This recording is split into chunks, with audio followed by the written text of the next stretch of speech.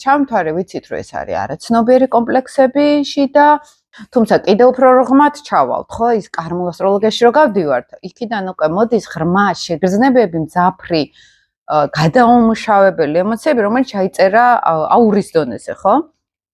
იქ შემდეგ უკვე ენერგეტიკულ სტრუქტურებში გავდივართ, როცა შამთვარეზე ვლაპარაკობთ. ამიტომ რაღაც ხედვით, თუნდაც თერაპიულად, როცა აი ამ შიშებს, დასწავლილ შიშებს, ტრამვებს გადავაბიჯებთ, იქ კარმული ასპექტები რომ მოდის, ის უკვე საერთოდ სხვა ისტორია გვხდება იქ და მაგიტომ მეყვარს მე უფრო ეს თერაპიული, ჰიპნოთერაპიული მუშაობა, რომ უფრო იმ სტრუქტურებზე გადიხარ და იქ ენერგეტიკას ცვლი. თლიანად და სხვა შორის დაკვირვებულა როცა ენერგეტიკას შეცვლა მომხდარა თერაპიაზე აი კარმული ასპექტების დონეზე შემდეგ მომხდარა იოცებ ფსიქოლოგიურად იცვლება ადამიანის ხედვას ცვლის ენერგეტიკა იცვლება და საერთოდ უცებ